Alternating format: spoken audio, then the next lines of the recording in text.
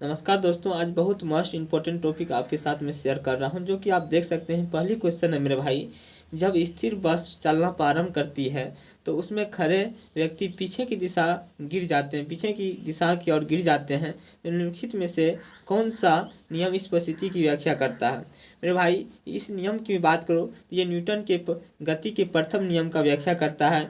जब कोई बस चलना प्रारंभ करता है तो खड़े व्यक्ति जो है मेरे भाई, यानी कि पीछे की ओर गिर जाता है। यह न्यूटन की प्रथम गति का नियम का पालन करता है। इस चीज़ों को आप याद रखिएगा। न्यूटन की तृतीय गति का नियम ये गलत हो जाएगा। न्यूटन गति के द्वितीय नियम ये भी गलत हो जाएगा। संवेग संरक्षण संरक्षण का नियम ये भी गलत हो जाएगा मेरे भाई। दोस्तों, अगर आप पहली बार मेरे वीडियो को देख रहे हैं तो चैनल को सब्सक्राइब करके लाइक कमेंट जरूर कीजिएगा। चलता हूँ मैं अगली क्वेश्चन आपके साथ साझा करता हूँ, और इससे भी ज़्यादा इंपॉर्टेंट जो बार बार एग्जाम में पूछा जाता है।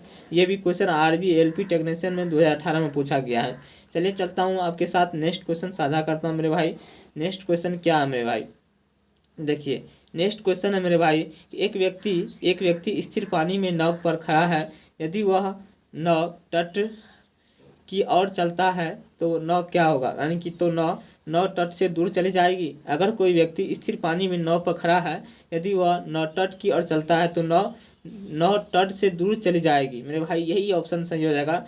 जब व्यक्ति यानी कि नाव पर खड़ा हो और वह यदि तट की ओर चलता हो तो नाव से दूर जाने की कोशिश करेगी, नाव तट से दूर जाने की कोशिश करेगी। यही ऑप्शन ए नंबर ऑप्शन हो जाएगा मेरे भाई। ए नंबर ऑप्शन हो जाएगा, नाव तट से दूर चली जाएगी, यानी कि स्थिर रहेगी, गलत है मेरी भाई। तट की ओर चलेगी, गलत है। डूब जाएगी, ये भी गलत है, यानी कि नाव तट से दूर चले जाएगी। ए नंबर ऑप्शन सही हो जाएगा मेरे भाई। चीज़ों का आप ध्यान रखिएगा। चलिए चलता हूँ मैं आपके साथ अगली क्वेश्चन साझा करता हूँ। ये भी क्वेश्चन बहुत इंपॉर्टेंट और ज़बरदस्त क्वेश्चन है मेरे भाई। देख सकते हैं कि जब बंदूक से गोली छोड़ी जाती है तो बंदूक विपरीत दिशा में धक्का लगाती है। यह न्यूटन के नियम का उदाहरण है। मैं बात करूं, यानी कि जब बंदूक से गोली छोड़ी जाती है तो बंदूक विपरीत दिशा में धक्का लगाती है। यह न्यूटन के नियम का डैश का उदाहरण है। गति का प्रथम या द्वितीय नियम का उदाहरण है, गलत हो जाएगा मेरे भाई। यह गति के तृतीय नियम का उदाहरण है। यह गति के जो है मेरे भाई तृतीय नियम का उदाहरण है मेरे भाई। और गति के द्वितीय नियम ये भी गलत हो जाएगा। गति का प्रथम नियम ये भी गलत हो जाएगा। गति का तृतीय नियम हो जाएगा मेरे भाई। इस चीज़ों को आप याद रखिएगा। बहुत इंपॉर्टेंट ज़बरदस्त क्वेश्चन है। ये भी क्वेश्चन एलपी में 2018 में ये क्वेश्चन पूछा गया है। चलिए जी, मैं चलता हूँ आपके साथ अगली क्वेश्चन साझा करता हूँ। ये क्वेश्चन देखिए कितना इंपॉर्टेंट क्वेश्चन आपके साथ साझा कर रहा हूँ मैं। बल की परिभाषा को किसके आधार पर व्याख्यात किया जाता है? यानी कि बल की जो परिभाषा है किसके आधार पर व्याख्यायित किया जाता है मेरे भाई? तो इसकी मैं बात करूँ, बल की परिभाषा को गति के दूसरे नियम के द्वारा परिभाषित किया जाता है। नहीं, ये गलत हो जाएगा। न्यूटन के गति के दूसरा नियम इसको परिभाषित नहीं करता है। न्यूटन के जो है मेरे भाई, न्यूटन की गति के पहला नियम इसको परिभाषित करता है। इस चीज़ों को आप याद रखिएगा। ठीक, न्यूटन की गति का तीसरा नियम ये भी गलत हो जाएगा। न्यूटन का गुरुत्वाकर्षण का नियम ये भी गलत हो जाएगा। यानी कि आंसर हो जाएगा मेरे भाई बी नंबर हो जाएगा। इस चीज़ों को आप याद रखिएगा, याद रखिएगा। एएलपी में पूछा, टेक्नीशियन 2018 में ये क्वेश्चन पूछा गया है। आइए मैं चलता हूँ आपके साथ अगली क्वेश्चन साझा करता हूँ मेरे भाई। अगली क्वेश्चन में साझा करता हूँ। किसी भी क्षण किसी रॉकेट का त्वरण निर्वासित गैसों के वेग की घात NTH के समानुपाती होता है। यहाँ n का मान होना चाहिए। यहाँ n की मान क्या होनी चाहिए मेरे भाई? अगर किसी क्षण किसी रॉकेट का त्वरण निर्वासित गैसों का वेग का घात NH NTH के समानुपाती होता है तो n का मान होना चाहिए 1 होनी चाहिए मेरे भाई। इसका आंसर क्या हो जाएगा?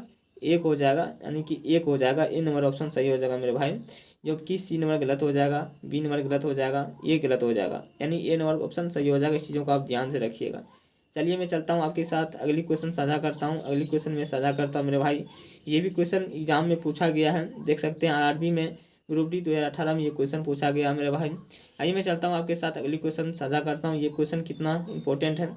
एक व्यक्ति 70 kg का आदमी जो 50 न्यूटन के बल के से एक 50 kg के आदमी को धक्का देता है। अगर एक 70 kg के आदमी है, 50 न्यूटन के बल से एक 50 kg के आदमी को धक्का देता है, तो 50 kg वाले आदमी ने दूसरे व्यक्ति को कितने बल से धक्का देगा? इसकी ऑप्शन की बात करूं मेरे भाई, इसका ऑप्शन हो जाएगा ए नंबर न्यूटन, यानी कि ए नंबर हो जाएगा सही मेरे भाई। ए नंबर सही हो जाएगा, 50 न्यूटन हो जाएगा मेरे भाई। इस चीज़ों का आप ध्यान रखिएगा। इसके बाद इसी नंबर गलत हो जाएगा। कैलकुलेशन करने के बाद इस आपको 50 न्यूटन निकलेगा। 30 न्यूटन गलत है, 60 न्यूटन गलत है। चलिए मैं चलता हूँ आपके साथ अगली क्वेश्चन साझा करता हूँ। ये भी क्वेश्चन बहुत इंपॉर्टेंट ज़बरदस्त क्वेश्चन है मेरे भाई। आइए मैं बात करता हूँ न्यूटन के नियम कणों के लिए अच्छे सिद्ध। न्यूटन के नियम कणों के लिए अच्छे सिद्ध नहीं होते हैं। कौन सा चीज़ अच्छे सिद्ध नहीं होते हैं मेरे भाई? इसका विश्रांति पर हो जाएगा, ए नंबर सही हो जाएगा। गलत है। न्यूटन के नियम के कणों के लिए अच्छे सिद्ध नहीं होते हैं, अच्छे सिद्ध होते हैं ये विश्रांति पर। गलत सही है। उसके बाद होगा कि धीमे धीमे चलने पर, ये भी सही हो जाएगा। उच्च वेग के साथ चलने पर, ये भी सही हो जाएगा। प्रकाश के वेग के साथ तुलनीय वेग में गति करने पर, ये गलत हो जाएगा मेरे भाई, ये गलत हो जाएगा। डी नंबर प्रकाश के वेग के साथ तुलनीय वेग में गति करने पर, ये ऑप्शन गलत हो जाएगा। इसको आप ध्यान से पढ़िएगा मेरे भाई। चलिए मैं चलता हूँ आपके साथ अगली क्वेश्चन साझा करता हूँ। ये भी क्वेश्चन बहुत इंपॉर्टेंट और ज़बरदस्त क्वेश्चन है। आप देख सकते हैं, आप देख सकते हैं कि आकर्षण के गुरुत्वाकर्षण बल के अभाव में रॉकेट पर परनोद डैश पर होता है। यानी कि आकर्षण के गुरुत्वाकर्षण बल के अभाव में रॉकेट पर डैश परनोद होता है। यानी कि इसका आंसर हो जाएगा सावरित गैस की दर स्थिर होने पर स्थिर होता है। लघु रेंज के रॉकेट हेतु स्थिर होता है। ये भी सही हो जाएगा। यानी कि ये भी गलत है, ये तो गलत हो जाएगा। बी नंबर भी गलत हो जाएगा। स्थिर नहीं है, ये भी गलत हो जाएगा। यानी कि स्थिर है, ये सही हो जाएगा, ये सही हो जाएगा। डी नंबर मेरे भाई। आइए मैं चलता हूँ आपके साथ अगली क्वेश्चन साझा करता हूँ। ये क्वेश्चन बहुत इंपॉर्टेंट और ज़बरदस्त क्वेश्चन है जो कि ऑल एग्जाम में पूछा जाता है मेरे भाई। आइए मैं बात करता हूँ कि स्थिर या गति अवस्था में परिवर्तन का प्रतिरोध करने की एक वस्तु की प्रवृत्ति को क्या कहा जाता है। मैं बात करूँ आपको तो क्वेश्चन के अनुसार, क्वेश्चन के अकॉर्डिंग आप देख सकते हैं कि स्थिर या गति अवस्था में परिवर्तन का प्रतिरोध करने की एक वस्तु की प्रवृत्ति को डैश कहा जाता है। क्या कहा जाता है? तो संवेग, ये गलत हो जाएगा मेरे भाई। संवेग कहाँ से कहा जाएगा? बल भी नहीं कहा जा सकता, वेग भी नहीं कहा जा सकता है। ये इसका आंसर हो जाएगा जड़त्व। क्या हो जाएगा? जड़त्व हो जाएगा। इस चीज़ों को आप याद रखिएगा ध्यान से, क्योंकि ये क्वेश्चन आरबी ग्रुप डी में 2018 में ये क्वेश्चन पूछा गया है। दोस्तों ये क्वेश्चन की बात करूँ तो ऑल एग्जाम के लिए इंपॉर्टेंट क्वेश्चन है। और मैं जो भी पढ़ाया हूँ आपको, जो भी मैं पढ़ाया हूँ आपको, आप से मैं यही आशा करूँगा कि ये क्वेश्चन आपको कंफर्म हो गया होगा। अब एग्जाम में ये क्वेश्चन नहीं छूटेगा। ठीक, इसीलिए चैनल को सब्सक्राइब करके लाइक कमेंट जरूर कीजिएगा।